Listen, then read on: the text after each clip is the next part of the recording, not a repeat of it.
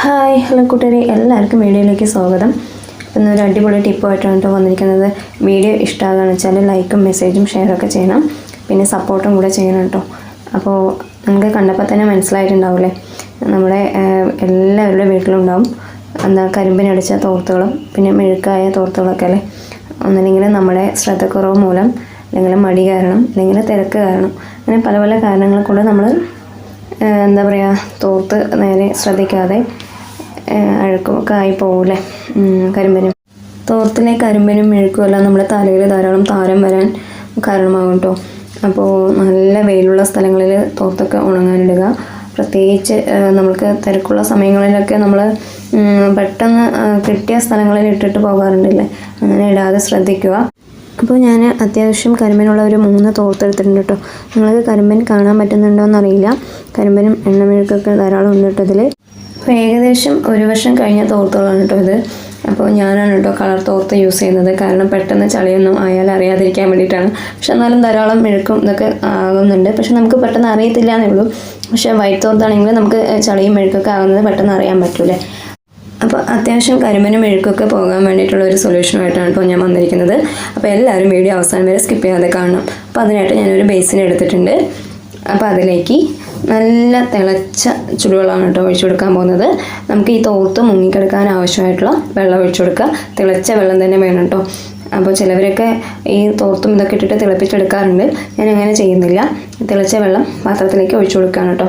ഏകദേശം നമുക്ക് തോർത്ത് മുങ്ങിക്കിടക്കാൻ ആവശ്യമായിട്ടുള്ള വെള്ളം ഒഴിച്ചു കൊടുക്കുന്നുണ്ട്. ഒരു 4-5 കപ്പ് ഒഴിച്ചു കൊടുക്കാം കേട്ടോ. ചെറിയൊരു കപ്പാണ്, അതുകൊണ്ടാണ് കേട്ടോ. 1/4 ലിറ്ററിൻ്റെ കപ്പാണ്. 2-3 പ്രാവശ്യമായിട്ട് ഒഴിച്ചു കൊടുക്കുന്നുണ്ട്. അപ്പോൾ അതിലേക്ക് നമുക്കിനി ആവശ്യമായിട്ടുള്ള സാധനങ്ങളാണ് കേട്ടോ. കല്ലുപ്പാണ് ഞാൻ ഇടുന്നത്. അപ്പോൾ ഒരു 3-4 സ്പൂണ് കല്ലുപ്പ് ഇട്ട് കൊടുക്കാം. നമുക്ക് എത്രയാണോ തുണിയുള്ളത് അതിനനുസരിച്ച് ഇട്ട് കൊടുക്കാം കേട്ടോ. അപ്പോൾ എനിക്ക് ഏകദേശം ഒരു 3 ആണല്ലോ ഉള്ളത്. അപ്പോൾ ഞാൻ ഒരു 4 സ്പൂണ് കല്ലുപ്പ് ഇട്ട് കൊടുക്കുന്നുണ്ട് കേട്ടോ. കല്ലുപ്പ് തന്നെ വേണം, കാരണം പൊടിയിൽ പോയാൽ അത്ര എഫക്റ്റ് കിട്ടില്ല കേട്ടോ. അതുകൊണ്ടാണ് കല്ലുപ്പ് എന്ന് പറയുന്നത്. പിന്നെ സോഡാപ്പൊടിയാണ് കേട്ടോ ഇടുന്നത്. അപ്പോൾ ഒരു 3 സ്പൂണ് സോഡാപ്പൊടി ഇട്ട് കൊടുക്കാം. അപ്പോൾ ഞാൻ 3 സ്പൂണ് സോഡാപ്പൊടി ഇട്ട് കൊടുത്തിട്ടുണ്ട് കേട്ടോ. ഇനി നമുക്ക് വേണ്ടത് വിനെഗറാണ് കേട്ടോ. ഒരു 3 സ്പൂണ് വിനെഗർ ഒഴിച്ചു കൊടുക്കാം. അപ്പോൾ ഞാനിപ്പോൾ അളന്നൊന്നും ഒഴിക്കുന്നില്ല, ഏകദേശം കണക്കിൽ ഒഴിച്ചു കൊടുക്കുന്നുണ്ട് കേട്ടോ. 3 സ്പൂൺ ഒഴിച്ചു കൊടുക്കുന്നുണ്ട്. ഇനി നമുക്ക് നാരങ്ങയാണ് കേട്ടോ പിഴിഞ്ഞൊഴിക്കേണ്ടത്. ഞാൻ നാരങ്ങ നന്നായിട്ട് പിഴിഞ്ഞ് കൊടുക്കുന്നുണ്ട് കേട്ടോ. നന്നായിട്ട് പിഴിഞ്ഞ് കൊടുക്കുക. കുരുവൊക്കെ പോയാലും കുഴപ്പമൊന്നുമില്ല. നമുക്ക് എന്തായാലും തുണി കഴുകാൻ തന്നെയല്ലേ, അപ്പോൾ കുഴപ്പമില്ല. അപ്പോൾ നന്നായിട്ട് പിഴിഞ്ഞ് കൊടുത്തിട്ടുണ്ട്. ഇനി നമുക്ക് ഇതിലേക്ക് വേണ്ടത് ലിക്വിഡാണ് കേട്ടോ. നമ്മൾ ഏത് ലിക്വിഡാണോ യൂസ് ചെയ്യുന്നത്, ലിക്വിഡ് ഇല്ലെങ്കിൽ സോപ്പ് പൊടിയാണെങ്കിലും കുഴപ്പമില്ല കേട്ടോ. അപ്പോൾ ഞാൻ ലിക്വിഡ് ഒഴിച്ചു കൊടുക്കുന്നുണ്ട്. സൺപ്ലസിൻ്റെയാണ് ഇപ്പോൾ ഒഴിച്ചു കൊടുത്തിട്ടുണ്ട് കേട്ടോ. ഏകദേശം ഒരു 2-3 സ്പൂൺ ഒഴിച്ചു കൊടുത്തിട്ടുണ്ട് കേട്ടോ. ഞാൻ അളന്നൊന്നും എടുത്തില്ല. എന്നിട്ട് നന്നായിട്ട് മിക്സ് ചെയ്ത് കൊടുക്കുക കേട്ടോ. അപ്പോൾ നന്നായിട്ട് പതഞ്ഞ് കിട്ടും. കല്ലുപ്പൊക്കെ നന്നായിട്ട് അലിഞ്ഞ് കിട്ടും കേട്ടോ. അപ്പോൾ നന്നായിട്ട് മിക്സ് ചെയ്ത് കൊടുക്കാം. കുറച്ച് നേരം മിക്സ് ചെയ്യേണ്ടി വരും കേട്ടോ, കാരണം കല്ലുപ്പായതുകൊണ്ട് പെട്ടെന്ന് അലിഞ്ഞ് കിട്ടത്തില്ലല്ലോ, അതുകൊണ്ടാണ്. ഇപ്പോൾ കല്ലുപ്പൊക്കെ നന്നായിട്ട് അലിഞ്ഞ് കിട്ടിയിട്ടുണ്ട്. ഇനി നമുക്ക് തുണി ഓരോന്നായിട്ട് ഇട്ട് കൊടുക്കാം കേട്ടോ. ചെറിയ തോർത്താണ് ഇട്ട് കൊടുക്കുന്നത്. തുണി നന്നായിട്ട് വെള്ളത്തിൽ മുങ്ങി കിടക്കണം കേട്ടോ. പപ്പടക്കോല് വെച്ചിട്ടാണ് കേട്ടോ ഞാൻ തുണി നന്നായിട്ട് അമർത്തി കൊടുക്കുന്നത്, കാരണം തിളച്ച വെള്ളമായതുകൊണ്ട് കൈ പൊള്ളുമല്ലോ, അതുകൊണ്ടാണ്. അപ്പോൾ അത് പ്രത്യേകം ശ്രദ്ധിക്കണം കേട്ടോ. അപ്പോൾ കോലോ അല്ലെങ്കിൽ എന്തെങ്കിലും കയ്യിലോ വെച്ചിട്ട് നന്നായിട്ട് പ്രസ് ചെയ്ത് കൊടുക്കുക. അപ്പോൾ ഞാൻ വേറെ തോർത്തുകളും ഇട്ട് കൊടുക്കുന്നുണ്ട് കേട്ടോ. അപ്പോൾ നന്നായിട്ട് പ്രസ് ചെയ്ത് കൊടുക്കണം. അപ്പോൾ ഞാൻ എല്ലാ തോർത്തും ഇതിലേക്ക് ഇറക്കി കൊടുത്തിട്ടുണ്ട് കേട്ടോ. അപ്പോൾ നമുക്ക് നനയുമ്പോഴാണ് കരിമ്പനും മെഴുക്കൊക്കെ കാണാൻ പറ്റുന്നത് കേട്ടോ. ഉണങ്ങിക്കഴിഞ്ഞാൽ പെട്ടെന്ന് അറിയത്തില്ല. അപ്പോൾ കണ്ടില്ലേ, കാണിച്ചു തരാം ഞാൻ മെഴുക്കും കരിമ്പനൊക്കെ കേട്ടോ. അപ്പോൾ നല്ല കരിമ്പനും മെഴുക്കുള്ള തോർത്താണ് കേട്ടോ ഈ കാണുന്നത്. അപ്പോൾ കണ്ടില്ലേ, നല്ല കരിമ്പനൊക്കെ അറിയാൻ പറ്റുന്നുണ്ട്. തോർത്തിൻ്റെ ഇതന്നെ മാറിപ്പോയിട്ടോ വെള്ളത്തിലിട്ടപ്പോൾ. കണ്ടില്ലേ, മെഴുക്കൊക്കെ പെട്ടെന്ന് നമുക്ക് അറിയാൻ പറ്റുന്നുണ്ട്.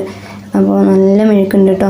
അപ്പോൾ ഞാൻ നന്നായിട്ട് പ്രസ് ചെയ്ത് എല്ലാതും വെച്ച് കൊടുത്തിട്ടുണ്ട് കേട്ടോ. ഇനി ഒരു പാത്രം വെച്ച് ഞാൻ അടിച്ചു കൊടുക്കുന്നുണ്ട്. പാത്രം വെച്ച് അടച്ചില്ലെങ്കിൽ കുഴപ്പമൊന്നുമില്ല, ഞാൻ വെറുതെ അടിച്ചു കൊടുക്കുന്നുണ്ട് കേട്ടോ.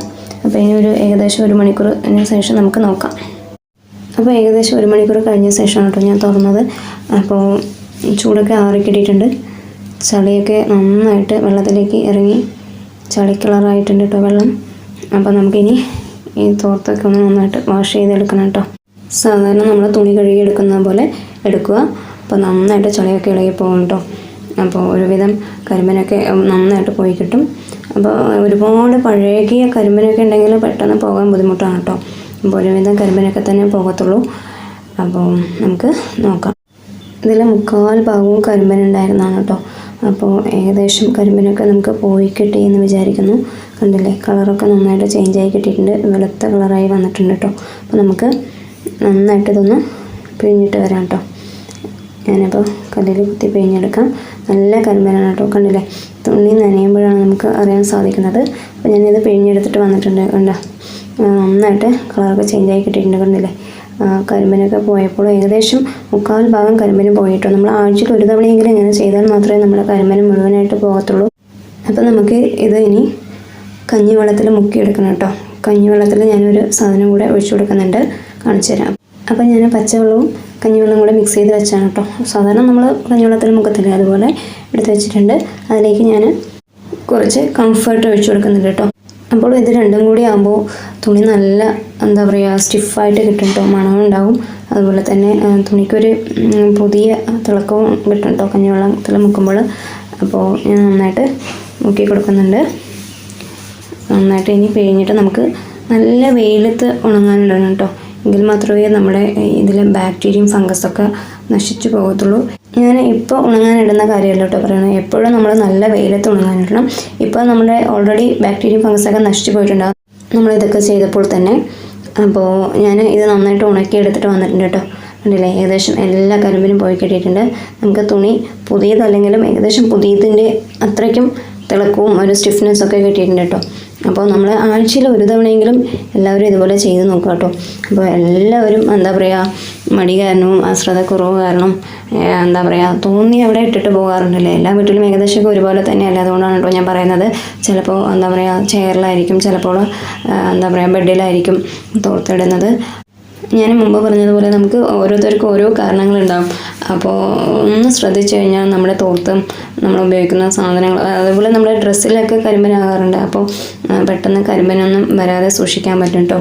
അപ്പോൾ നമ്മുടെ ശ്രദ്ധക്കുറവ് മൂലമാണ് കരിമ്പനും എന്താ പറയുക മെഴുക്കൊക്കെ വരുന്നത്. അപ്പോൾ പ്രത്യേകിച്ച് ആഴ്ചയിൽ ഒരു തവണ നന്നായിട്ട് ക്ലീൻ ചെയ്യാൻ നോക്കുക കേട്ടോ. അല്ലെങ്കിൽ നമുക്ക് തലയ്ക്കും കൂടെ അത് ബാധിക്കും. എന്താണെന്ന് വെച്ചാൽ താരനും ചൊറിച്ചിലും അങ്ങനെ പല അസുഖങ്ങളും കാരണമാകും കേട്ടോ. മുടി കൊഴിച്ചിലും ഇങ്ങനെയൊക്കെ ഉണ്ടാകും. അപ്പോൾ എല്ലാവരും ഇതുപോലെയൊക്കെ ഒന്ന് ട്രൈ ചെയ്യുക. ഇതുപോലെ അല്ലെങ്കിലും വേറെ രീതിയിലാണെങ്കിലും ഒന്ന് ട്രൈ ചെയ്ത് തോർത്തൊക്കെ എന്താണ് നല്ല രീതിയിൽ സൂക്ഷിക്കാൻ നോക്കുക കേട്ടോ.